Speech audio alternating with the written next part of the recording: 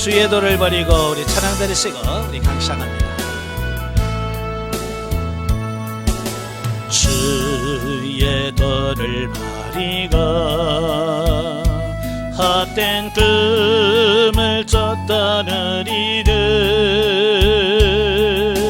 거짓과 교만한 마음을 용서하여 주소서. 하나님의 긍휼로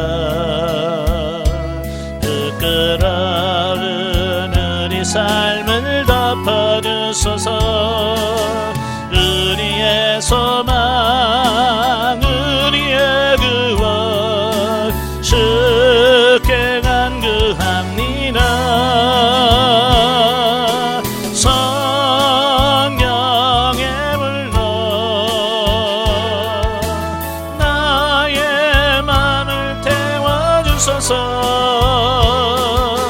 성령의 불로 나의 영혼 새롭게 하소서. 아멘. 기도하겠습니다. 은혜로우신 아버지, 오늘 귀한 시간 알려주시고 우리 고린도 전서의 말씀을 같이 나누게 하셔서 감사합니다. 말씀을 나눌 때 그 말씀들이 살아있는 말씀의 생명의 말씀이 될 수 있도록 성령님 도와주옵소서. 시종을 주님께 맡겨오며 예수님의 이름으로 감사하며 기도합나이다. 아멘.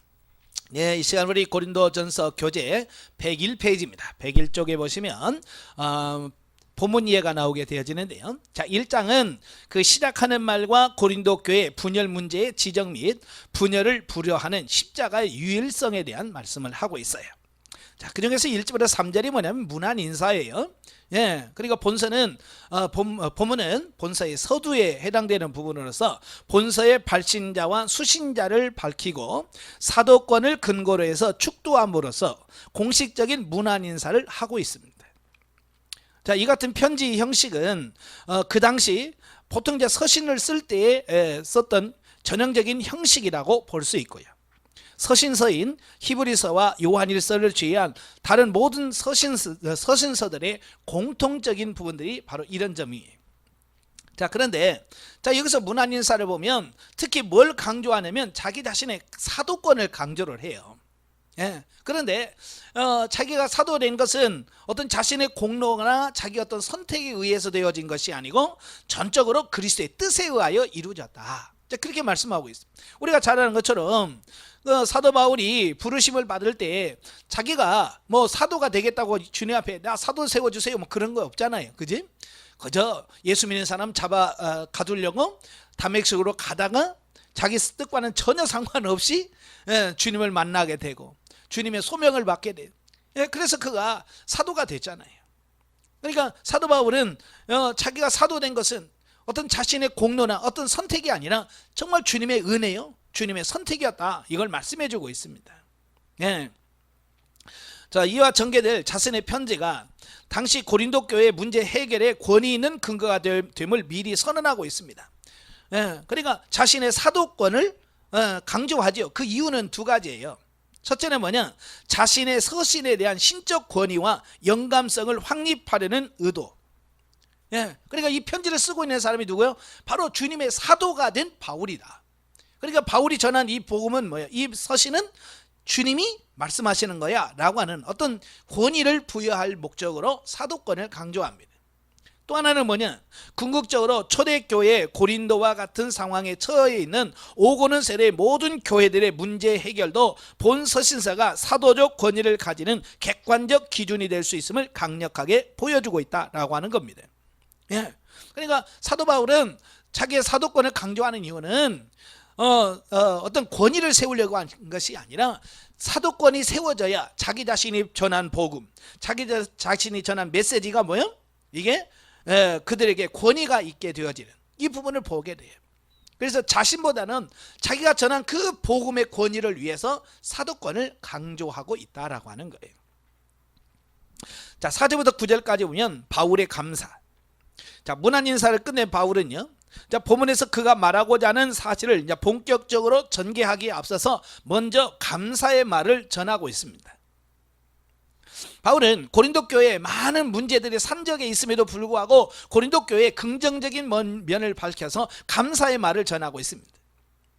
예.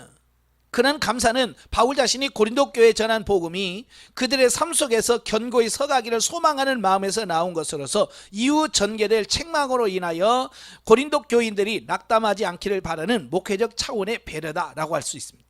그러니까 어찌 보면 이 고린도 교회는 지금 칭찬하고 싶은 교회가 아니에요. 그죠?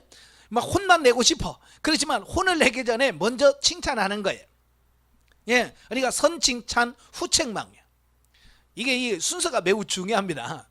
그러니까 교인들이나 어떤 성도들이 잘못했을 때 먼저 잘못을 먼저 지적하기 전에 먼저 그에게 장점, 좋은 점들을 이야기하고 그의 마음을 조금 열어놓게 한 다음에 그 다음에 책망하는 것이 훨씬 더 유익하다. 이제 그걸 보여주고 있는 거죠.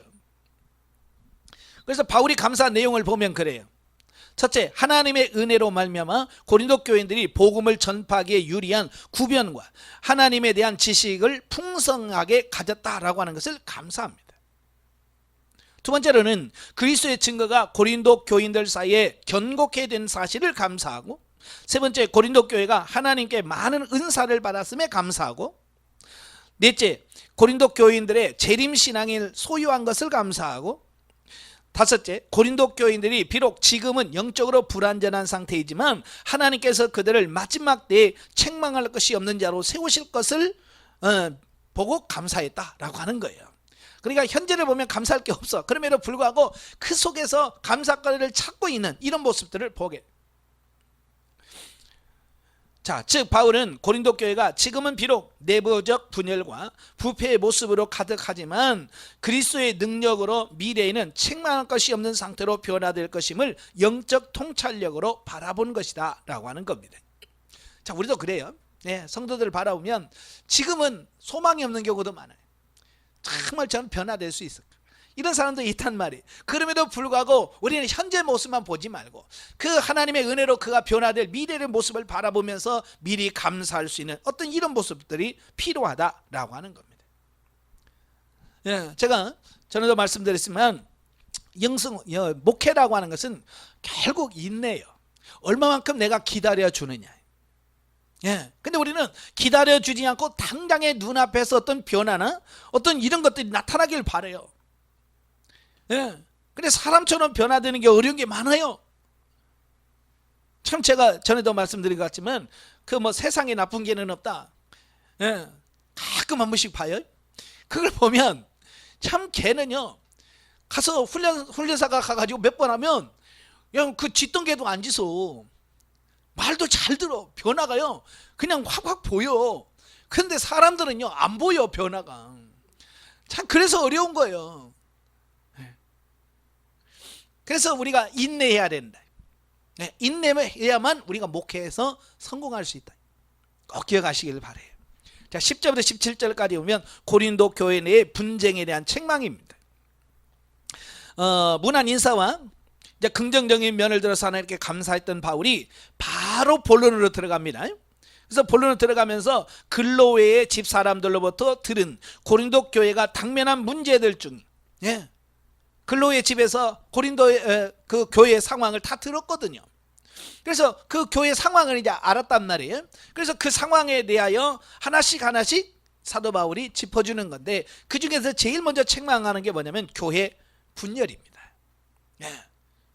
그러니까 이 고린도 교회는 파벌이 있었어요. 그러니까 특정한 지도자를 중심으로 해서 네 파로 나뉘어졌습니다.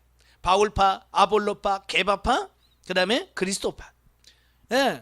그러니까 특정한 지도자에 대한 지나친 집착 때문에 생겨나는 게 뭐냐? 이 파당이에요. 우리 사람을 좋아하는 거 그건 당연한 거죠. 사람 누구 좋아하는 거 여러분도 할 수 있잖아요. 그죠? 근데 그 사람을 좋아하는 것이 지나치면 집착이 돼요. 요즘 뭐 스토커라고 하는 말도 나오고요. 또 팬덤이라고 하는 게 나오잖아요. 팬덤이라고 하는 것은 뭐냐면 내가 어떤 한 사람, 그러니까 뭐 유명한 이게 뭐 정치가도 될 수도 있고 또 유명한 스포츠 선수도 될 수 있고 어떤 배우나 이런 연예인들도 될 수 있어요. 좋아하는 거야 누구든지 할 수 있죠. 그러나 그게 너무 지나쳐가지고 지나쳐가지고 거기에 매몰되면 안 되는 거예요. 교회 안에서 그렇잖아요. 그러니까 뭐 목사님 한 분밖에 없는 교회에서야 뭐 싫든지 좋든지 뭐 그냥 오직 목사님이지만 큰 교회 가면 담임 목사님 있지, 부목사들도 뭐 몇 명 있지, 또 뭐 부교육자들 쭉 있지. 그러니까 이 성도들은요 자기들끼리 모이면 다 얘기해요. 나는 누구 목사님이 좋더라, 난 누구 전도사가 좋더라, 다 얘기를 한단 말이에요. 그럴 수 있어요. 사람들은 그럴 수 있죠. 그런데 문제는 뭐냐, 자기를 특정한 그 사람만 좋아하고 나머지는 싫어한다든지 어떤 파당을 만든다, 이게 문제가 된다 그 말입니다. 아시겠죠? 그래서 그 파죽에서 고린도 교회를 세운 사람이 누구냐? 바울이다. 근데 나는 바울파. 그 다음에 바울이 떠나간 다음에 아볼로가 왔었잖아요. 아볼로는 아주 철학적인 지식이 풍부한 사람이에요. 그러니까 그 아볼로, 나는 그분의 설교가 좋더라. 그럴 수 있어요. 그 다음에 그래서 사도 중에 최고는 게바지, 베드로파. 뭐니 해도 예수님이 최고야. 그래서 나는 예수님께 속겠어 라고 해서 그리스도파가 생겨나게 되는 겁니다. 그래서 자기 파를 자랑하고 또 상대방에 대해서 상호 적대감을 유발해서 분쟁을 삼는다고 말이에요. 그래서 교인들이 오면 자기 파에 끌어들여서 자기의 파를 늘리고 이런 어떤 경쟁을 한다고 말이에요. 자, 그러다 보니까 문제가 생겨지게 되어지는 거죠. 그래서 이 고린도 교회의 분파주의적 경향에 대해서 바울은 고린도 교회에 자신의 사역을 상기시켜 줌으로써 그들의 분열은 부당하다, 그리고 책망하는 겁니다. 여기서 바울은 우리를 위하여 십자가에 못 박히신 분은 오직 그리스도 한 분뿐이다. 야, 내가 못 박았냐? 아니다. 예수 그리스도가 교회를 해서 못 박았다. 또한 세례도 예수 이름으로 받았다. 그리고 세례도 예수 그리스도의 권위에 의하여 베풀어진 사실을 주지시킴으로써 오직 구원의 능력은 그리스도에게만 있음을 강조하는 겁니다. 자, 여기서 이제 우리가 중요한 게 뭐냐면, 자칫 잘못하면요 교회에서 목회자가 어떤 특정한 사람이 될 경우가 많아요. 저와 여러분들이 조심해야 될 게 바로 그런 거예요. 목회자는 단지 그 교회의 수종들은 하나님께서 파송한 일꾼에 불과하다는 사실을 우리가 인식을 해야 돼요. 그게 지나치면 교만해질 수 있어요. 그래서 우리가 늘 내 자신이 어떤 문제, 어떤 상황인지를 정확하게 이해하셔야 돼요. 이게 다윗은 그랬잖아요. 자기 파 있으면 얼마나 좋아요, 그죠? 근데 그게 아니다. 야, 내가 너를 위해서 십자가를 못 박혔냐? 야, 내 이름으로 세례 줬냐? 아니지 않냐? 다 그리스도 이름으로 돼 있지 않냐? 그러니까 교회는 오직 그리스도 하나로 뭉쳐야 된다. 나눠지면 안 된다. 이 얘기를 하고 있는 거예요.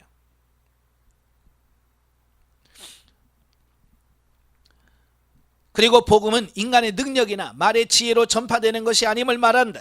그리스도의 십자가를 인간적인 지식으로만 이해하려고 하는 그 고린도 교회의 그릇된 사고를 지적하고 있는 겁니다. 즉 바울은 인간의 능력이나 지혜를 드러내고자 하는 교만에서부터 분열이 생김을 지적하고 그리스도 안에서 하나 될 것을 권고하고 있습니다. 그러니까 교회가 분열하는 것은 하나님의 뜻이 절대로 아닙니다. 하나님의 뜻은 교회가 분열되는 거 하나님이 원하는 게 아니에요. 하나님은 하나 되기를 원하신다 그 말이에요. 자, 그 다음에 이제 18절부터 25절까지 보면 십자가의 도의 이중성.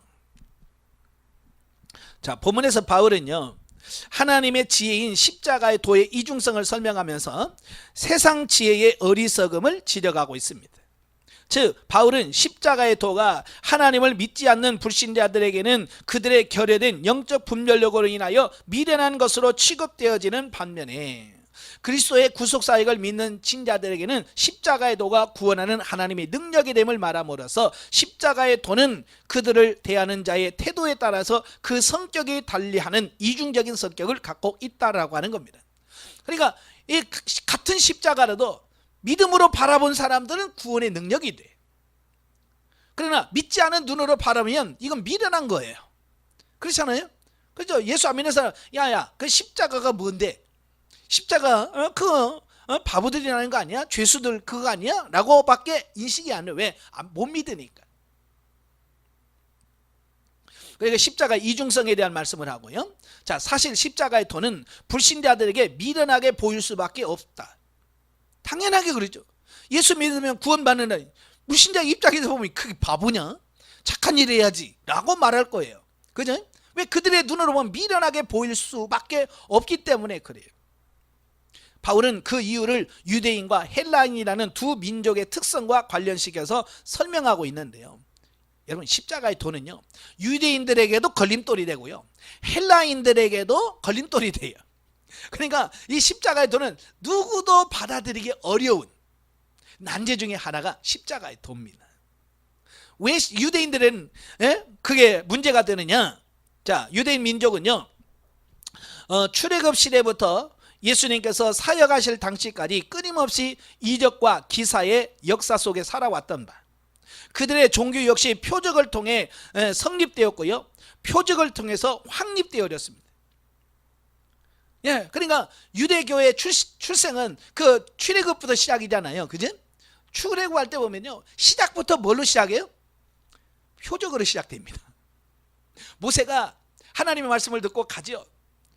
그래서 그들에게 처음 보여준 게 뭐예요? 지팡이를 던져서 뱀이 되게 하고, 품에 넣었다가 빼보니까 문둥병이 됐다가 다시 넣었다 빼니까 나은, 이런 기적을 통해서 그들이 출발하게 되어지는 겁니다. 그 다음에 애굽에 10가지 재앙이 임했죠.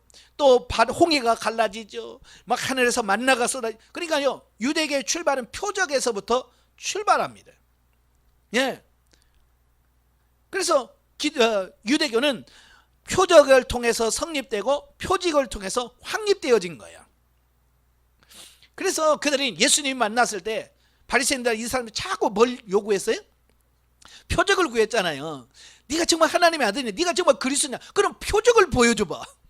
왜냐하면 그들의 신앙의 출발점이 표적에서 출발했기 때문에 그들은 계속해서 표적을 요구했다라고 하는 겁니다. 근데 예수님께서는 표적을 보여준 게 아니에요. 하도 표적 보니까 내가 보여줄 표적은 요나의 표적밖에 없다. 그리고 표적을 안 보여주었어요. 그리고 나중에는 어때요? 십자가에 못 박혀 죽었어요. 예, 아무 표적도 안 보여주고 그냥 십자가 못 박혀 죽었어요. 그러니까 유대인의 입장에서는 뭔가 보여줘야 믿는데, 그죠? 안 보여주고 그냥 죽어버렸어. 그러니까 에이 저게 뭐야 저거. 그래서 유대인들에게는 이 십자가의 도가 그렇게 크게 와닿지를 않았어요. 또 헬라 사람도 마찬가지예요. 헬라인들은 철학적 지혜 속에서 모든 만물의 근원을 캐고 인생의 해결을 찾으려고 해왔어요. 그러니까 철학은 이성적 논리에서부터 출발하는 거예요. 이성적 논리에서 믿어져야 돼. 근데 이 십자가의 도는요, 이 믿어지지 않는 겁니다. 특히 예수 그리스도의 십자가의 부활. 그러니까 그 전까지, 부활 전까지는요, 그들이 흥미롭게 듣습니다. 예? 그죠? 사도 바울이 아덴에 가서 복음을 전했어요. 하나님과 예수님에 대해서 전하니까요, 그들이 와 신기하다, 이 처음 듣는 거네. 그래서 열심히 듣습니다. 그런데 사도 바울이 예수 그리스도의 부활을 얘기하니까 뭐예요? 야, 이건 너무 어렵다. 왜요? 사람의 이성으로는 이해가 안 되는 거예요, 부활을. 그래서 바울이 전하는 그 복음을 그들이 거부하고, 야 다음에 듣자, 그리고 가버리는 겁니다. 그러니까 헬라인들도 이게 받아들이는 것이 어렵지, 유대인들도 받아들이기 어려운 거예요. 그럼에도 불구하고 사도 바울은 뭐야? 우리를 구원할 수 있는 유일한 길이 예수 그리스도의 십자가밖에 없다. 그 십자가의 도를 강조하고 있습니다. 예. 그래서 따라서 표적을 구하며 복음을 배척하는 유대인이나 자신들의 지혜를 자랑하면서 복음을 미련한 것으로 보는 헬라인들은 모두 멸망받을 수밖에 없다. 하지만 구원의 능력이요 참 지혜가 된다. 이것이 바로 십자가의 도의 이중성이다 라고 말씀해 주고 있습니다. 자, 26절 31절을 가면 참된 자랑인 예수. 예, 본문에서 바울은 성도들이 왜 세상적인 지혜를 쫓으며 세상 지혜를 자랑해서는 안 되는지 그 고린도 교회 성도들의 실상을 들어서 설명해 주고 있어요. 바울은요, 세상적인 지혜와 자랑이 헛되다고 하는 것을 세상적으로 볼 때 지혜가 없고 능력 없는 자를 주권적으로 선택하신 하나님의 섭리를 들어서 설명해 주고 있습니다. 당시 고린도 교회 성도들이 있었는데요, 바로 그들은 세상적인 지혜나 문벌이나 재산이 없는 비천한 부류의 사람들이었습니다. 이를 통해 볼 때 하나님이 인간을 구원하시는 기준은 외모나 학식이나 재능이나 물질과 같은 외적인 것이 아니라고 하는 것을 여기서 말씀해 주고 있습니다. 즉 학식이나 재산, 문벌 등은 세상적인 지혜의 가치 판단의 기준일 뿐 인간의 구원과는 아무 상관도 없다. 여러분 교회 나오면서 IQ 검사하고 왔습니까? 예? 최소 IQ는 몇 이상 돼야 돼요? 재산은 어느 정도 돼야 돼요? 이런 말 있습니까? 없죠. 예, 오직 구원을 통해 예수 그리스도를 통해서만 우리가 구원을 얻어요. 그런데요, 하나님께서 이와 같이 약하고 천하고 미천한 자들을 택하여 하나님 나라의 유업을 얻게 하신 것은 이를 통하여 세상의 지혜자, 부자, 권력자들을 부끄럽게 하기 위해서라고 말씀하고 있는 겁니다. 그러나 지혜나 재물 등이 그 자체로는 자체로서 나쁘기 때문에 하나님께서 그들을 소유한 자들을 부끄럽게 하시려는 것은 절대로 아닙니다. 지혜나 재물 그 자체가 나쁜 것은 결코 아니나 다만 하나님께서 지혜자나 부자들을 택하지 아니하시고 부끄럽게 하시고자 하는 것은 그들이 자신의 지혜나 재물을 믿고 교만해서 하나님을 대적하여 그리스도를 거부하기 때문에 그렇다는 거예요. 그래서 머리 좋은 사람 예수 안 믿어요. 거부합니다. 돈 많은 사람 예수 안 믿습니다. 거부합니다. 그렇기 때문에 그들이 약한 거예요. 따라서 바울의 논지는 결국 구원과는 아무런 상관도 없고 오히려 교만하여 멸망의 길로 나아가게 하는 그 세상적인 것을 내세우고 자랑하고 분쟁하는 것처럼 어리석은 일이 없다.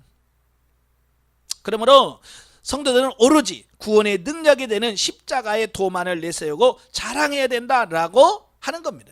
지금 바울이 말하려고 하는 게 이거예요. 구원의 능력이 되는 그 십자가의 도야말로 성도들이 자랑해야 할 참 지혜다. 이걸 말씀해 주고 있는 거예요. 자, 영적이 뭐죠? 교회란 가시적인 건물을 의미하는 것이 아니다. 제가 누차 말씀드렸어요. 교회는 가시적인 건물을 의미하는 게 아니고요, 거듭나고 성령의 은사를 충만히 받고 진리의 말씀을 따라서 장성하여 영적 가나안 땅에 들어가는 성숙한 단계에 있는 자들을 가리켜서 성도라, 구별된 사람이다 라고 말한다는 겁니다. 그러니까 예수 안에 있으므로 우리는 영적인 심오한 진리를 깨닫고 은사가 충만하여 예수님 재림의 때를 기다리며 참된 그리스도의 증인이 되도록 날마다 견고해진다. 하나님께서 그리스도의 날까지 우리가 온전히 거룩하여지도록 견인하신다. 예, 성도의 견인. 예, 우리가 자동차가 고장나면 어때요? 예, 움직일 수 없을 때 견인차가 와서 끌어가잖아요. 우리 스스로 갈 수 없을 때 성령께서 우리를 이끌어서 완성하시는 부분을 말씀해 주고 있습니다. 성령으로 인하여 영혼이 터득하는 하나님의 진리는 세상의 진리 지식에 비교할 수 없다. 사도 바울은 가말리엘의 문화생으로 고등학문을 익힌 사람이었지만 성령으로 영적인 진리, 하나님을 아는 진리를 알고 자기의 모든 지식과 명예를 배설물로 여기는 자로 변화되었다. 예, 바울도 한동안 자기도 교만했었잖아요. 그죠?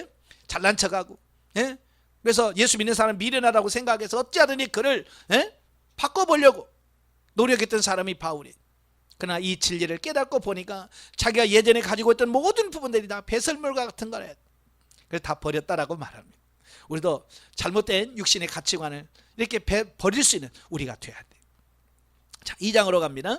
자, 2장은 전도자로서의 바울의 자세와 성령을 통해 깨닫는 하나님의 지혜에 대해서 말씀해 주고 있어요. 자, 1절부터 5절까지 보면 전도자로서의 바울의 자세가 나옵니다.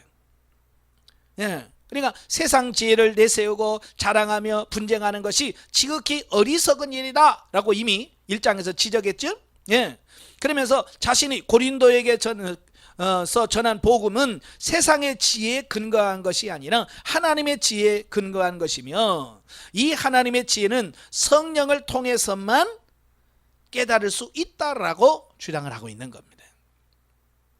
예, 그래서 본문의 세부적으로 보면 바울은 고린도 전도에 임하면서 말과 지혜로 아니하고 오직 그리스도와 그의 십자가만을 증거하기로 작정했다라고 하는 것을 상기시켜 줍니다.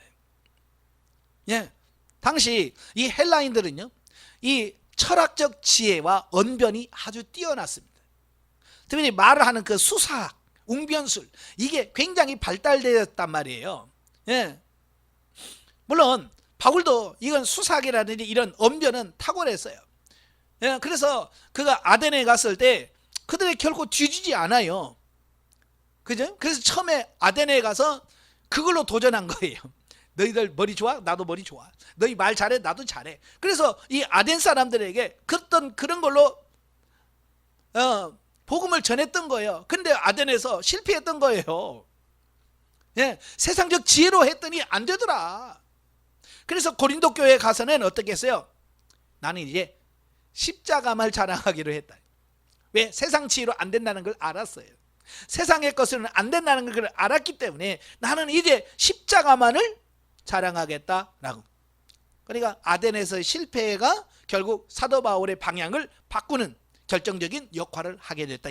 그러니까 여러분도 실패를 좀 가끔 해야 돼요. 아시겠죠? 네, 실패를 해봐야 내가 이게 문제였구나, 이게 잘못이었고, 이걸 아는 거예요. 근데 우리는 실패를 두려워해서 아예 실패를 안 하려고만 해요. 예, 실패를 안 하려고 하니까 뭐냐면 발전이 없는 거예요.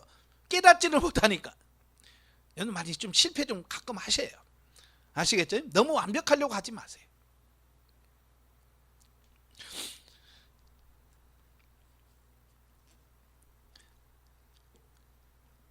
하여튼 바울은요,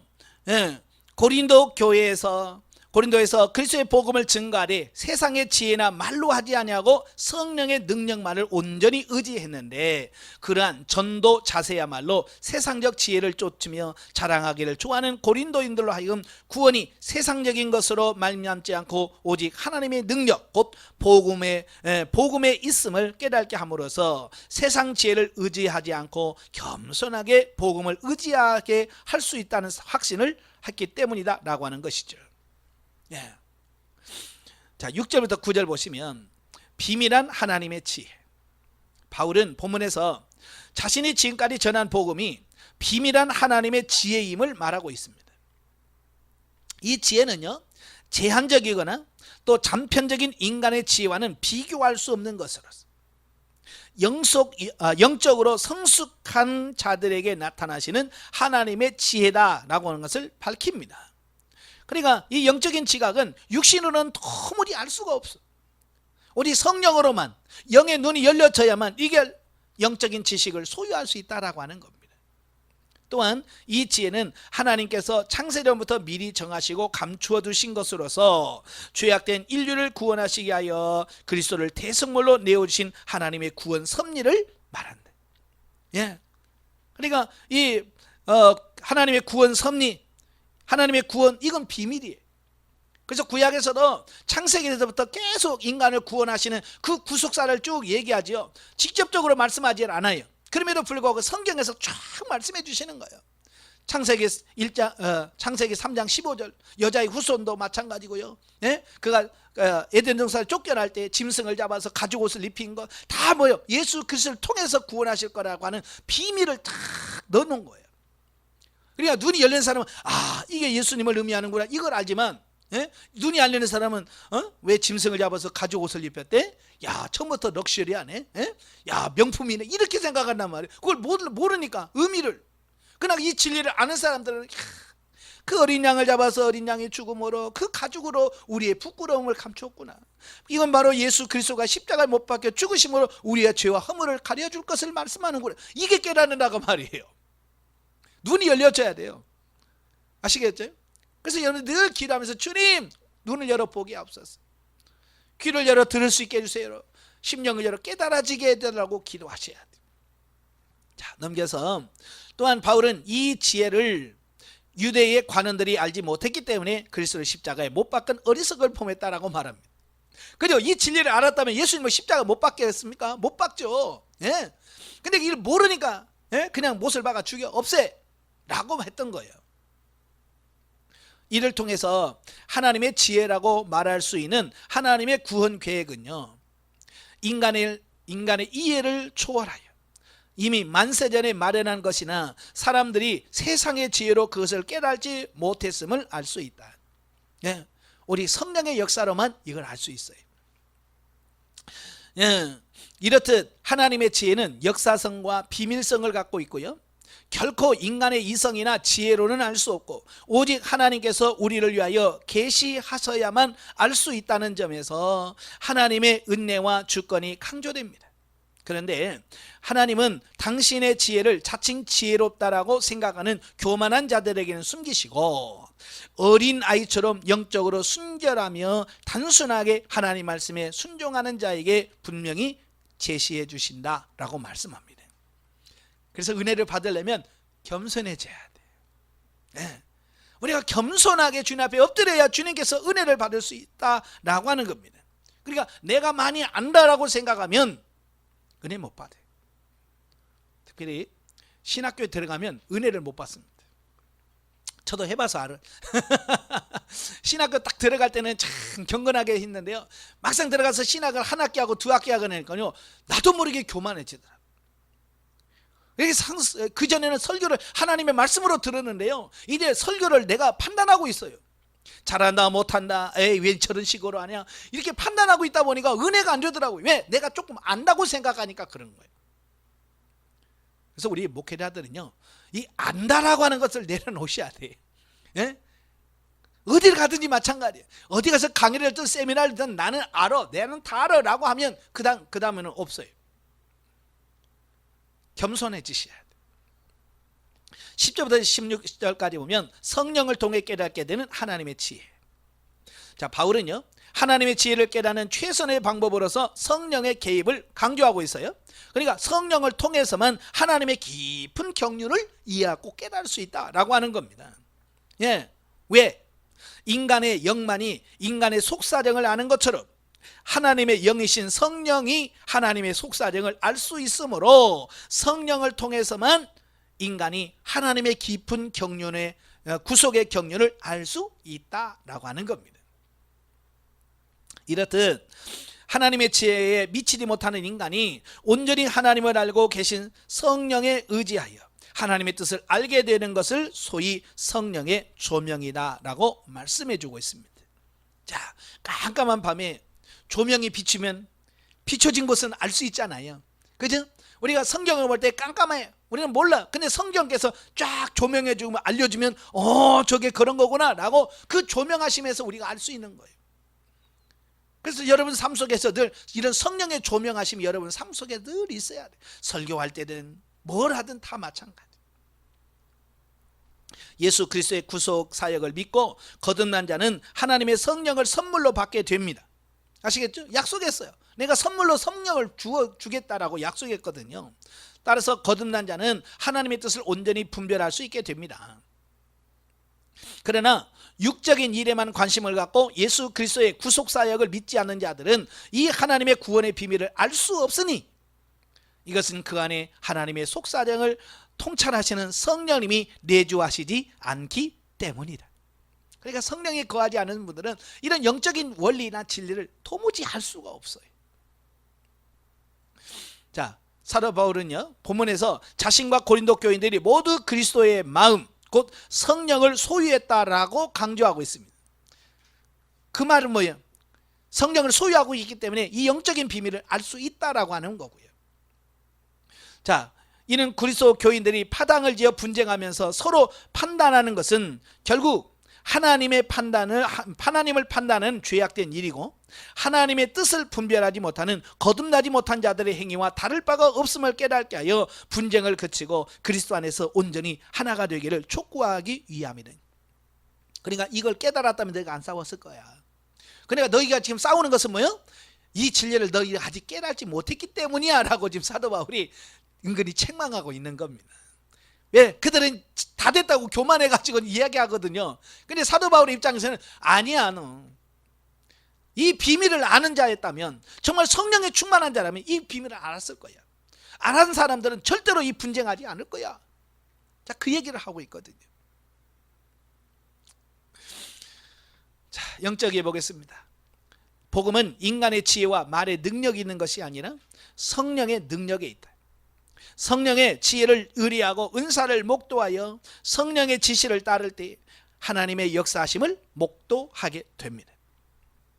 신령한 깨달음은 감추어진 하나님의 비밀을 성령으로 통달하게 합니다.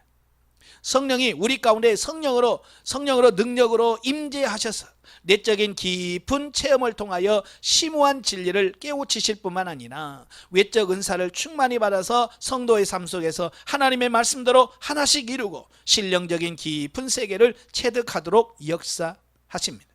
그러니까 성령의 이중적 사역에서 들었죠. 성령은 내적으로 역사하시고 외적으로 역사하셔서 우리를 온전케 하시는 성령님의 사역이 있다. 이걸 기억하셔야 돼요. 자, 3장으로 가죠. 자, 육적 인맥으로 인한 교회 분열의 부당성과 교회의 유일한 터전인 그리스도를 말씀해 주고 있습니다. 자, 1절부터 9절까지 보면 육신의 인맥으로 기인된 분쟁의 부당성에 대해서 설명을 합니다. 그러니까 교회에 네 파가 있다고 그랬잖아요. 그죠? 나는 바울파, 나는 아볼로파, 나는 게바파, 나는 그리스도파. 자, 이렇게 네 파로 나뉘어진 것이 뭐냐? 예, 그들의 영적인 미성숙하기 때문에 그렇다. 어리기 때문에 그렇다. 예, 1절에 말씀하고 있잖아요. 예. 아울러 교회 지도자들은 모두 한 그리스도 안에서 각기 다른 은사를 받아 분업적인 일을 하고 있는 자들이라 라고 설명을 해주고 있습니다. 근데요, 사실은 이게 자기와 잘 맞는 지도자가 있어요. 그죠?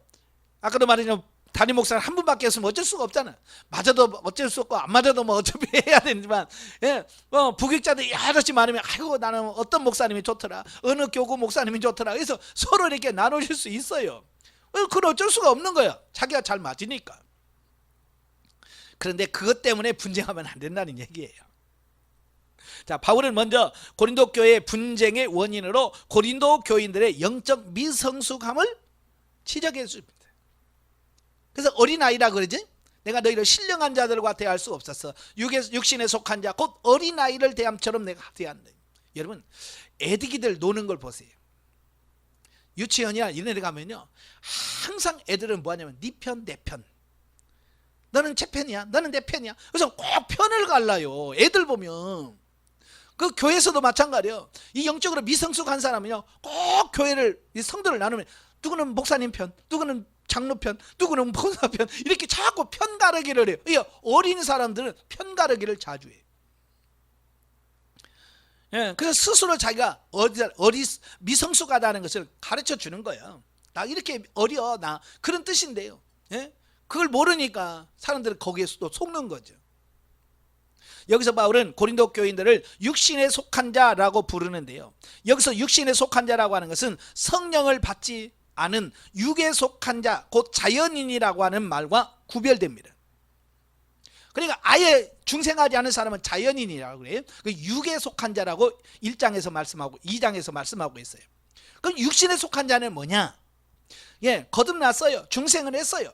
그러나 여전히 육신적인 것을 버리지 못하고 육신적인 행동을 하면서 사는 사람, 이를 육신에 속한 자, 다른 말로 영적 어린아이라고 표현하는 겁니다. 아시겠죠? 육신에 속한 자는 영적인 어린아이라는 뜻이에요. 자, 5절부터 9절까지 보면 교회 지도자들의 사역과 관련돼서 설명하는 부분인데요, 자, 고린도 교인들이 파당을 나누어 분쟁하게 된 것은 앞서 살핀 대로 세상적인 지혜로 하나님을 판단하고 세상적인 기준이나 관점에 따라서 그들의 지도자를 편애하고 추종한 까닭이다라고 말씀해주고 있습니다. 그러니까 영적인 걸로 분별한 게 아니고 육신적으로 그래요. 그러니까 보통 보면 난 누구 목사님이 좋더라. 왜? 찬양을 잘하잖아. 그죠? 난 누구 좋더라. 왜? 설교를 잘하잖아. 심지어는 잘생겼잖아. 이런 걸 해요. 그 주관적인 어떤 편견에 의해서 그를 좋아하는 거잖아요. 예, 이건 성령에 의한 영적인 것이 아니라 그 말이에요. 예, 그래서 세상적인 기준이나 관점에 따라서 그들의 지도자를 편애하고 추종하기 때문이래. 그래서 바울은요, 농사의 비유를 들어서 설명을 해주고 있습니다. 그러니까 고린도 교인들이 추종하는 그 교회 지도자들은 하나님의 도구에 불과하다.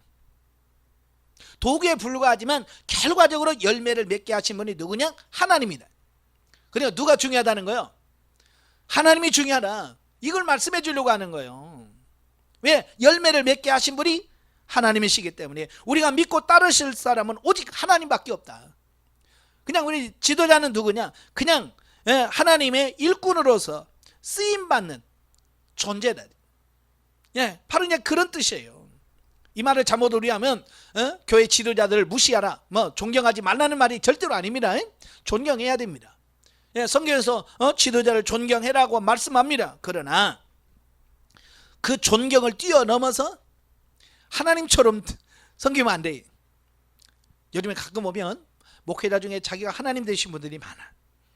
예, 자기가 하나님이라고 말을 하진 않지만 교회에서 하나님 버금가게 하는 사람들이 많아요. 내 말이 곧 진리요, 내 말이 곧 생명이라. 그래서 자기 말만 들어, 이런 사람들이 있어요. 예, 그 위험한 겁니다. 예, 하나님의, 오직 우리는 하나님만 바라보고 하나님을 꼭 따를 수 있도록 만들어주는 역할을 하는 게 목회자들이에요. 아시겠죠?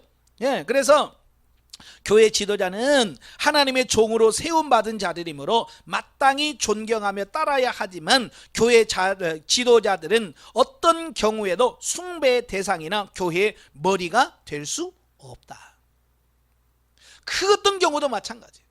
그 어떤 경우도 목회자가 교회의 머리가 될 수 없고요. 예, 우리 숭배 대상이 될 수 없다는 겁니다. 참, 큰 교회 보면요, 아니 목회자가 그냥 신적 위치에 있어요. 그냥 그건 위험한 거예요. 절대 그럴 수 없습니다. 누가 자기를 높여주면 좋지요. 예? 그러나 거기에서 우리가 지속되면 안 돼. 참, 예를 들어서 이런 겁니다. 신방 갈 때 옆에서 아유 집사님이 목사님 가방 주세요, 제가 들고 갈게요. 그 들어주고 따라오면 기분이 좋을 수 있어요. 그죠? 어디 가니 목사님 목사님 그러면 좋지요. 나쁠 수는 없어요. 그렇지만 그것이 지나치다 보면 어느새 교만이 들어오게 되고, 예? 그래서 어느 사이에 자기가 하나님의 자리에 올라가 버린 이 모습을 보는 거예요. 그래서요, 이 처음부터 잘 하셔야 돼요. 아시겠죠? 옆에서 집사님들이 목사님 가방 주세요, 제가 들어드릴게요. 신방 가방 아닙니다, 제가 들겠습니다. 그렇게 해야 돼요. 막 차 탈 때 목사님 제가 문 열어드릴게요, 막 그러다 보면 그게요, 처음에는 아이고 괜찮아요, 그러다 나중에는 안 열어주면 섭해요. 자, 그렇게 된다니까요. 사람의 마음이라는 게 그렇게 간사해요. 그러니까 그런 부분에서부터 우리가 어떻게 해야 돼요? 누가 아니라 스스로가 절제하고 해줄 수 있는 이런 삶이 되셔야 돼요. 아시겠죠? 예. 당시 고린도 교회는 4개 당파가 있음에도 불구하고 바울은 바울파와 아볼로파를 여기서 언급을 합니다. 왜 두 당파를 강조하냐면 이 아볼로파하고 바울파가 아마 가장 강하게 대립했던 것 같아요. 아마 그래서 이 두 파에 대해서 말씀을 한 것 같아요. 그래서 바울은 뭐라고 그랬어요? 나는 심었고 아볼로는 물을 주었다. 역할이 다르다는 거예요. 역할이 다른 것을 이걸 어떻게 같이 비교할 수 있냐는 겁니다. 그죠? 예. 목회자도 그래요. 예, 설교 잘하는 목사가 있고요, 기도에 잘 인도하는 목사가 있고요, 찬양 인도 잘하는 목사가 있습니다. 그러니까 그분은 저분은 찬양을 잘하시는 목사님이구나, 그렇게 하면 돼. 저분은 설교를 좀 잘하시는 분이다, 이제 그렇게 하면 되는데 그걸 뛰어넘어서 거기서 팔을 만들거나 이렇게 하면 안 된다는 얘기예요. 자, 10절부터 15절까지 보면 교회의 유일한 터전이 되신 그리스도. 바울은 건축자의 비유를 들어서 설명을 합니다. 예, 그리스도만이 교회의 유일한 터전, 기준이 된대. 예, 그리스도 위에, 그의 터 위에 하나님의 교회가 세워야만 진짜 교회다, 이 얘기를 하고 있는 겁니다. 그러니까 바울은 먼저 그리스도를 교회의 기초로, 그리고 바울 자신은 기초 공사자로, 또 다른 지도자는 그 기초 위에 건물을 세우는 자로 묘사하고 있습니다. 그러니까 집을 짓는 걸 보면 그래요. 옛날에는요, 한 사람이 집을 기초부터 다 해서 마지막까지 했어요. 근데 지금은요 안 그래요. 예, 땅 하면요, 건물을 지을 때 보면 땅 파는 사람이 처음 와서 기초 작업한 사람들 와가지고요, 불도저 이런 데 가서 딱 해서 딱 기초를 딱 닦고요, 그 사람은 싹 빠져. 그러면 이래 또 밑에 철근 놓고요, 기초 놓은 사람은요 와서 기초 공사 쫙 해주고요, 기둥 세워놓고 갑니다. 그러면 그 다음에 또 거기서 또 와서 또 하고, 또 다 해놓고 가면 인테리어 기사 사람들 와서 쫙 하고요. 전문지역이에요. 전문지역. 바로 이 교회도 그렇다고 말해요. 기초는 예수 그리스도. 사도 바울이 교회를 다 완성해놓고 간 게 아니고 기초 공사만 쫙 해놓고 가는 거예요. 그럼 아볼로가 와서 또 그 세우는 그 기초 위에다가 또 벽돌을 쌓고 교회를 또 세워가는 겁니다. 그다음 아볼로가 가면 그 다음 또 지도자가 와서 이제 석가래 얹고 지붕 얹고 이렇게 해서 교회를 완성해 가는 거예요. 그러니까 지도자라고 해서 이렇게 서로 도와가며 자기 역할을 하는 거다 그 말입니다. 아시겠죠? 예. 근데 중요한 것은 뭐냐? 절대로 그리스도 외에 다른 터를 쌓으면 안 된다. 예. 그래서 그리스도 외에 교회에 다른 터란 생각할 수 없고 그리스도 외에 다른 터 위에 세워진 교회는 이미 교회가 아니에요. 쉽게 말해서 이만희 위에다 세워진 교회는 교회가 아닌 거예요. 세상에서는 다 똑같은 교회로 볼지 모르지만 하나님 편에서는 그건 교회가 아닙니다. 예? 장길자나 안상홍 위에 세워진 교회는 교회가 아니에요. 박태선 위에 세워진 교회는 교회가 아닙니다. 교회란 오직 그리스도 위에 세워진 교회만 교회예요. 그들만 그럴까요? 오늘날 우리 한국교회 보면 그리스도가 아닌 목회자가 터가 된 사람들이 많아요. 이걸 잘 구분하셔야 됩니다. 예, 아시겠죠? 그러니까 교회가 크고 얼마나 부흥하는 이게 중요한 게 아니에요. 정말 예수 그리스도가 교회의 터가 되었는가, 그 터 위에 우리가 집을 지어가고 있는가, 이걸 정확하게 분별하실 수 있어야 돼요.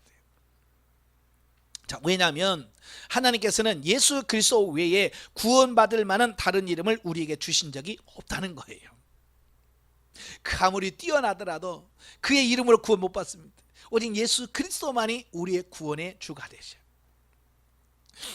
또한 교회는 하나님께서 예수 그리스도의 피로 값주고 사신 것이요 주는 그리스도시요 살아계신 하나님의 아들이시니다 라고 하는 신앙 고백에 근거하여 세워진 신앙 공동체가 교회이기 때문에 그렇다라고 하는 겁니다.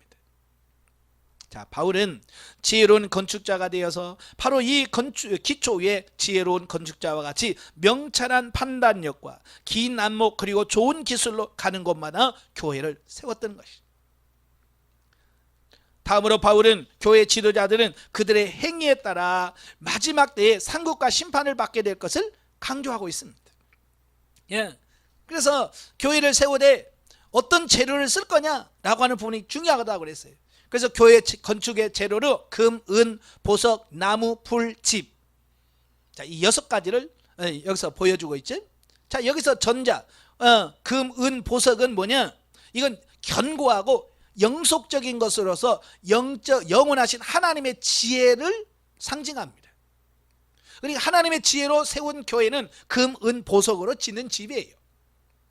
반면에 나무, 풀, 집은 뭐냐?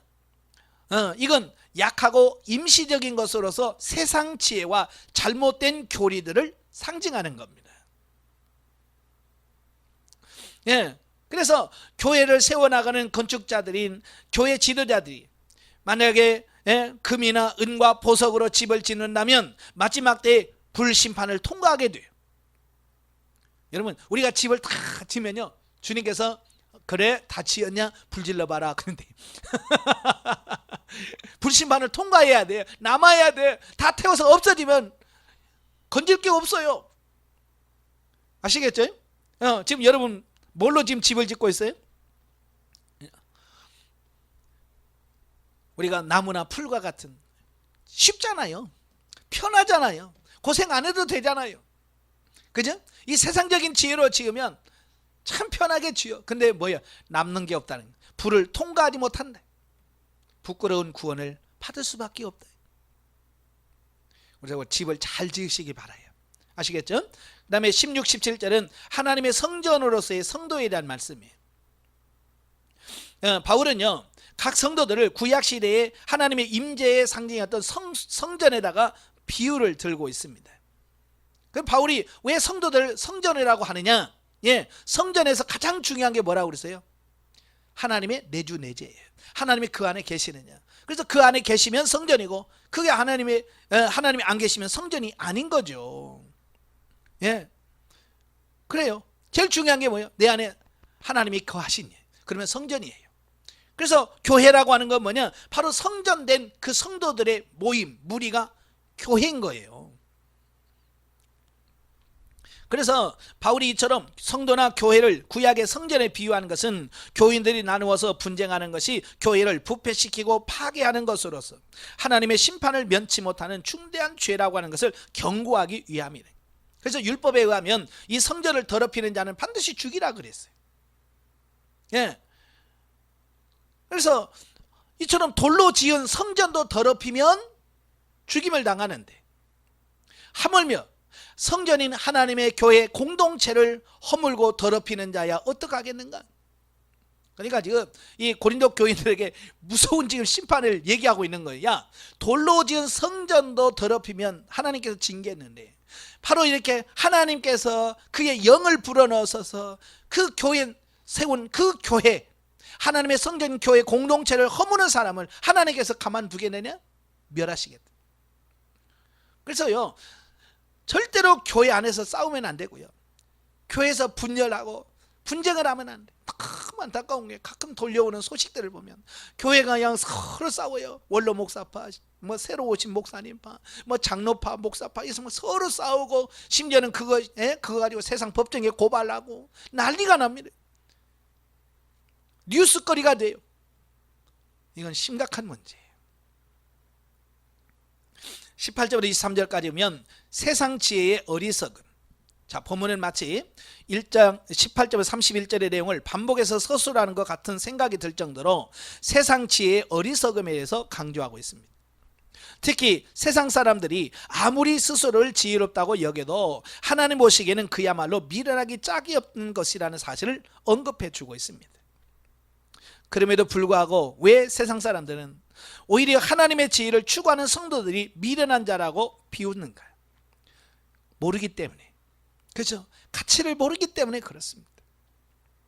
따라서 바울은 이와 같은 세상 지혜를 기준으로 교회 지도자를 평가하고 서로 파당을 일삼는 고린도 교인들의 처사가 얼마나 잘못된 것인지를 책망하면서 모든 성도는 결코 특정한 지도자에게 속한 자들이 아니라 오로지 예수 그리스도 안에서 하나님께 속한 자들일 뿐임이라는 사실을 자세하게 설명하고 있습니다. 이걸 잘 깨달으셔야 돼요. 아시겠죠? 그래서 어디 가더니 저는 목사님 파예요, 목사님 팬이에요, 막 그러면 여러분 좋아하지 말아요. 예, 저도 예전에 한참 지방에 강사로 다니면서 집회할 때 보니까 제가 의성에 있는 그 기도원에 가서 집회하니까 어느 젊은 여집사님 와서 목사님 팬이에요 그러더라고. 그래서 제 팬이에요?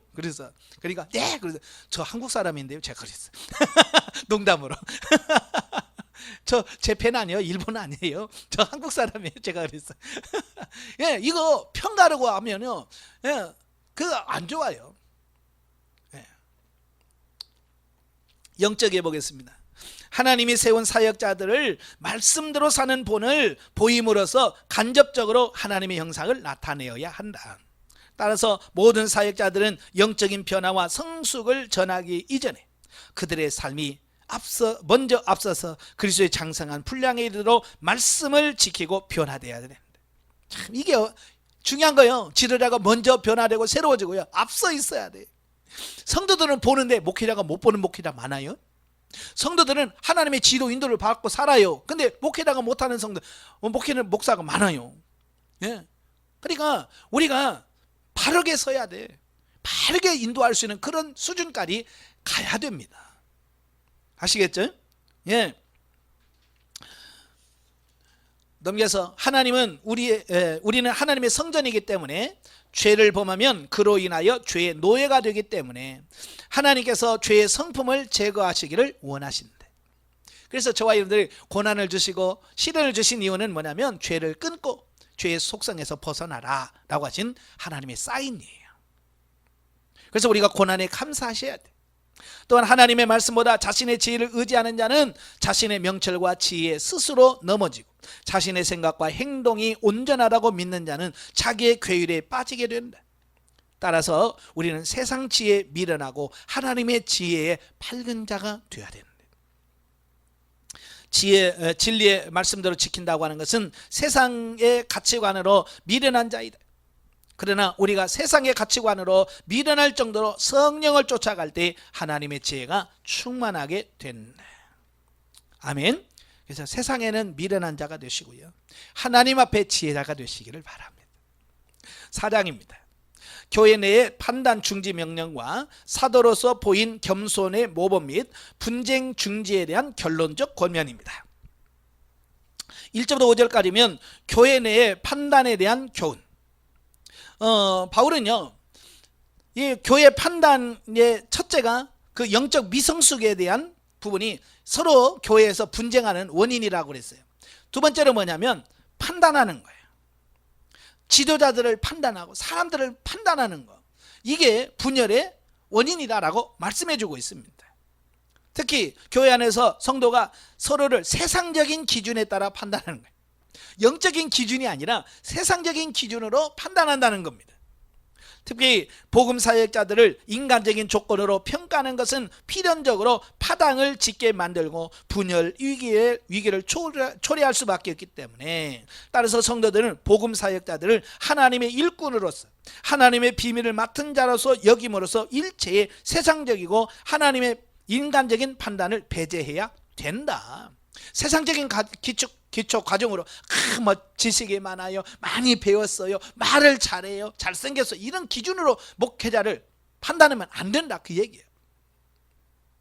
비록 성도들이 세상적인 평가와 인간적인 판단을 삼가한다 할지라도 장차 최고의 심판주이신 하나님의 모든 것을 공의롭게 판단하실 것이므로 오로지 그분께 맡게 됩니다. 예? 그러니까 뭐 목회자가 영적이니 육적이니 뭐 세상적이니 그런 내가 판단할 거 없어. 그건 누가 하신다고요? 예, 마지막 날 하는 예수 그리스도가 이 땅에 오셔서 다 그때 하실 거예요. 예, 그 판단은 하나님께 맡기고, 예, 지금 내가 할 일, 예, 내가 할 일을 해라 그 말입니다. 내 사명, 하나님께서 내게 주신 사명이 뭐냐? 그 일만 충성되게 하라 그 말입니다. 우리는 자기는 안 하고 맨날 예수님이 해야 할 만 하는 우리가 되어서는 안 돼요. 아시겠죠? 예.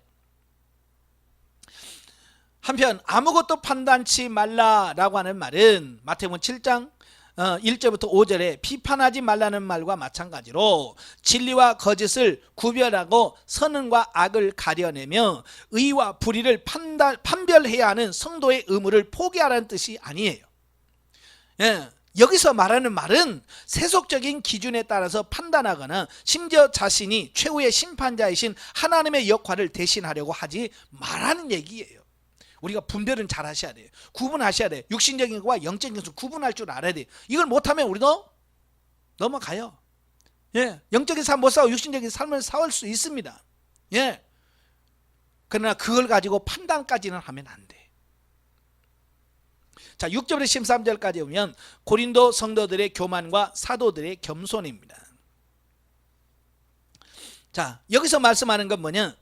분열의 원인 중은 교만이 있다. 예. 분열의 원인 중에 하나가 뭐냐? 교만이다. 예. 바로 고린도 교회의 영적 교만과 사도들이 복음 전파 과정에서 겪는 수많은 고난 속에서도 인내하며 겸손을 잃지 않았던 태도를 대두시켜서 고린도 교인들의 교만을 간접적으로 지금 책망하고 있습니다. 바울은 먼저 자신과 아볼로가 주의 말씀을 말로만 증거한 것이 아니라 삶을 통해서 모범을 보였음을 증거하고 있습니다. 바울이 이렇게 말하는 것은요, 스스로를 자랑하려고 하는 것이 아니라 고린도 교인들이 말씀에 충실하여 교만하지 말 것을, 말씀을 넘어서 타인을 평가하고 판단하지 말 것을 촉구하기 위함이에요. 그러니까 바울이 내가 이렇게 잘해, 그게 아니에요. 교만하기 위함이 아니라 그들이 이제 얼마나 너희들의 문제가 많은지를 자기의 삶을 통해서 말씀해 주고 있는 거거든요. 실로 성도는 하나님 앞에서 교만해질 하등의 이유가 없다. 그죠? 저와 여러분이 교만할 이유가 뭐가 있습니까? 아무것도 없어요. 왜냐하면 우리가 가진 모든 것, 또 우리가 누리고 있는 이 모든 세상의 모든 것이 다 뭐예요? 하나님의 것이고요, 하나님의 은혜로 주어진 거고 하나님의 선물인 거예요. 다 하나님이 주신 거잖아요. 뭘 가지고 자랑하면서 뭘 가지고 교만하겠습니까? 그런데도 고린도 교인들은 이런 하나님의 은총을 망각하고 스스로 자기가 우월하다고 생각하고요, 자기 도취에 빠지는 영적 교만에 빠져요. 예. 때문에 바울은 그들을 향해서 너희가 이미 배부르며 이미 부유하며 우리 없이 왕노를 하였다. 예? 자, 그렇게까지 책망하는 거죠. 그러니까 왕노를 했다라고 하는 말은 그들의 교만을 풍자적으로 표현한 겁니다. 진정 자신이 바라는 것은 성도들이 영적으로 올바르게 성장하여 하나님 안에서 참된 풍요를 누리며 그 영광에 자신도 동참하라고 하는 것을 말씀하고 있는 거예요. 자, 이어서 바울은요, 자신이 복음 전파 과정에서 겪은 고난과 이 세상의 구경거리로 살아온 비천한 처지를 고린도 교인들의 형편과 대조시켜서 말하고 있습니다.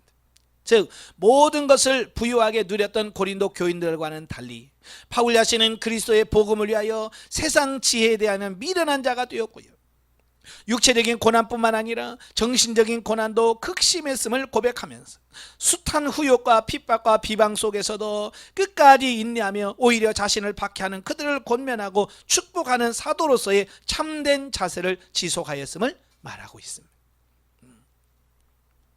바울이 사도들의 비천한 삶과 고린도 교인들의 부유한 삶을 대조시키는 것은 고린도 교인들이 교만한 마음을 버리고 사도들을 본받아 겸손히 행함으로 분쟁을 그치고 서로 섬기는 자들이 되도록 하기 위해서 그렇다라고 하는 겁니다. 자, 14절부터 21절까지 보면 분쟁 해결을 위한 바울의 부성애적 권면. 자, 본문에서 바울은요, 본서의 첫 주제인 교회 분열과 관련된 모든 논의를 마무리하면서 교회의 분열을 조속히 극복하고 그리스도 안에서 사랑으로 하나 될 것을 권면하고 있습니다. 왜냐하면 교회 분열이 오래 가면 안 되잖아요. 그죠? 오래 가면 안 되기 때문에 빨리 이거 끝내야 돼요. 자, 그래서 본문은 풍자적인 표현을 통해서 고린도 교인들의 교만과 분쟁을 엄하게 책망한 앞단락과 달리 질책을 멈추고 대신 사랑이 넘치는 권면을 통해서 고린도 교인들로 하여금 겸손히 바울 자신의 신앙적 모범을 따르도록 이끌고 있습니다. 그러니까 책망을 막 하면 사람도 지쳐요. 그죠?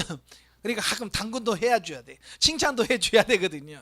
그러니까 사도 바울이 한참 책망하다가 이제는 당근으로 그들에게 권면해주고 있는 이런 모습을 보게 돼요.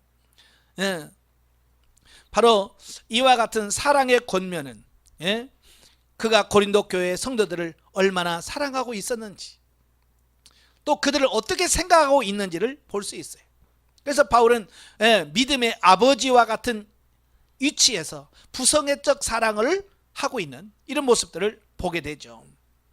왜냐하면 사도 바울은요, 직접 고린도 교회를 설립했을 뿐만 아니라 그곳 성도들을 하나님의 말씀과 기도로 양육했기 때문에 고린도 교인들을 믿음의 자녀로 여겼을 것이다.